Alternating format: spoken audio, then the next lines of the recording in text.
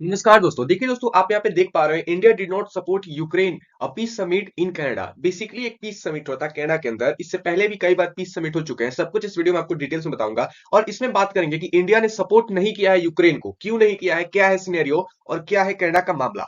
अभी जो कनाडा इसमें आ गया ना पीस समिट के अंदर, ये सब चीजों को मैं आपको एक्सप्लेन करूंगा इस वीडियो में। वीडियो का पूरा देखिएगा। देखिए यहाँ पे आर्टिकल्स पढ़ पा रहे हैं, India is preparatory meetings in Canada for second peace summit in Canada. Basically ये सेकंड पीस समिट था। फर्स्ट पीस समिट की बात करें तो स्विट्जरलैंड में हुआ था। तो उसमें भी इंडिया का क्या स्टैंड था वो मैं आपको आगे बता दूंगा। अभी ये सेकंड पीस समिट हो रहा है, तो इस मीटिंग के अंदर जो कनाडा है वो चाहता था कि इंडिया पार्टिसिपेट करे और अपना स्टैंड ले। और पूरे वेस्टर्न कंट्रीज यही चाहती है कि इंडिया आके अपना स्टैंड ले पब्लिकली कि वो किसके साथ है इस वार में। अब देखिए, जो यूक्रेन के प्रेसिडेंट हैं जेलेंस्की साहब, उन्होंने 10 पॉइंट पीस फार्मूला को रिप्रेजेंट किया हुआ है। इसका मतलब है कि ये 10 पॉइंट पीस फार्मूला में बात करेंगे और पूरी दुनिया में मीटिंग ऑर्गेनाइज करेंगे, प्रेस कॉन्फ्रेंस करेंगे और पूरी दुनिया को एकजुट करेंगे कि रसिया को वो मनाए। उनका ये आइडिया है। अब देखिए, ये जो अभी है ये टोरंटो के अंदर हो रहा था, कनाडा के अंदर। और आपको बताऊं ये एनएसए लेवल की मीटिंग थी। तो कनाडा चाहता था कि इस मीटिंग के अंदर जो हमारे एनएसए हैं अजीत डोवाल साहब, वो आए और इस मीटिंग को विजिट करें और बताएं अपना स्टैंड कि इंडिया किसके साथ है। 30 और 31 को होने वाली थी। 30 तारीख को एनएसए की मीटिंग होने वाली थी और 31 तारीख को फॉरेन मिनिस्टर्स की मीटिंग होने वाली थी इस पीस समिट में। ये बेसिकली अभी कनाडा के अंदर हो रहा है।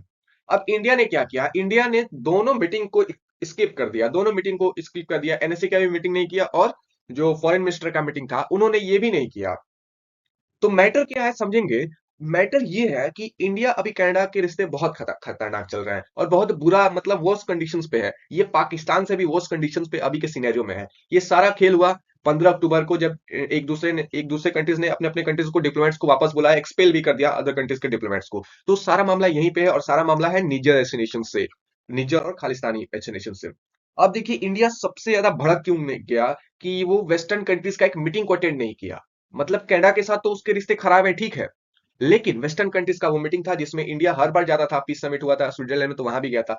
भड़क क्यों किया, क्योंकि बेसिकली हुआ क्या कि जो एनएसए है कनाडा के, उन्होंने इंडिया के साथ संबंधित क्लासिफाइड जो डॉक्यूमेंट्स है उसको यूएसए के एक बड़े न्यूज़पेपर के साथ उन्होंने शेयर कर दिया। समझ रहे हैं ना, जो कुछ सीक्रेट्स डॉक्यूमेंट्स होते हैं जो दो कंट्रीज के रिलेशंस के बीच में होते हैं, उस डॉक्यूमेंट को उन्होंने यूएसए के एक न्यूज़पेपर के साथ शेयर कर दिया। अब इस वजह से इंडिया और भड़क गया और इसी वजह से इंडिया ने इस मीटिंग को स्किप कर दिया कि नहीं भाई, हमारे तुम्हारे रिश्ते खराब है। तुम मतलब एक तरीके से इनको एक मिल गया, एजेंडा मिल गया, मौका मिल गया, एक एक्सक्यूज मिल गया कि नहीं, तुमने तो हमारे क्लासिफाइड डॉक्यूमेंट्स जो दो कंट्रीज के रिलेशंस के बीच में होता है वो तीसरे कंट्रीज को तुमने शेयर कर दिया। अब इसी बात पे इंडिया भड़क गया और विजिट नहीं किया। अब समझते हैं स्विस पीस समिट के बारे में, क्योंकि कुछ दिन पहले स्विस पीस समिट हुआ था जहां पे इंडिया विजिट किया हुआ था। इंडिया देखिए, इंडिया दोनों वेस्टर्न कंट्रीज और इधर एक्सिस ऑफ रेसिस्टेंस बोले तो ईरान रसिया चाइना आ जाते हैं, तो इन दोनों के बीचों में बैलेंस बना के चलता है और चाहता है कि दोनों से हमारे रिश्ते अच्छे रहे, हमारे ट्रेड्स अच्छे रहेंगे। यही रीजन है। अब देखिए इंडिया हर बार जो है ना विजिट तो करता है, लेकिन मैक्सिमम टाइम्स इसमें से ऑप्ट आउट हो जाता है, अगेंस्ट में बोल देता है कभी कभार कि नहीं भाई, हम ये आपका डिक्लेरेशन एक्सेप्ट नहीं करते हैं। अब मेन रीजन क्या है डिक्लेरेशन एक्सेप्ट नहीं करने का, क्योंकि इंडिया चाहता है जहां पे भाई तुम पीस सबमिट कर रहे हो तो वहां पूरी कंट्रीज के लीडर्स आ रहे हैं, वर्ल्ड लीडर्स आ रहे हैं, डिप्लोमेट्स आ रहे हैं। और लेकिन जिससे तुम्हारा वार है रसिया, रसिया को ही तुम नहीं विजिट बुला रहे हो कि हमारे मीटिंग में आके ये प्रपोज करे, बातें करे। तो वही बात है, जिससे तुम्हारा वार है उसको नहीं बुला रहे हो, जिससे तुम्हारा कोई वास्ता नहीं है उस सभी को बुला रहे हो।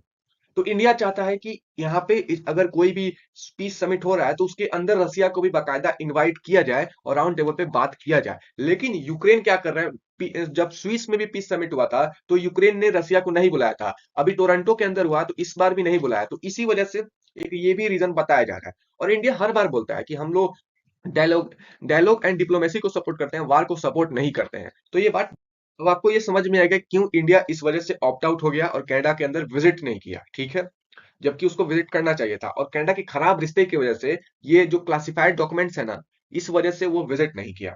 अब देखिए कुछ दिन पहले, एक दिन पहले ही एस जयशंकर साहब ने ये बातें बोली हैं कि India is concern of organise crime in Canada. Canada के अंदर फुल फ्लेज ऑर्गेनाइज क्राइम हो रहा है और ये बढ़ते जा रहा है। आपको बताऊं, डिप्लोमेट्स को, इंडियन डिप्लोमेट्स को टारगेट किया जा रहा है, इंडियंस जो इंडियंस हिंदू हैं उनको टारगेट किया जाता है, इंडियन स्टूडेंट्स को टारगेट किया जाता है। और हमने भी ये न्यूज सुना है कि इंडियन स्टूडेंट्स को बाकायदा यूएसए और कनाडा के अंदर लगातार मास नंबर में उनको टारगेट किया जा रहा है।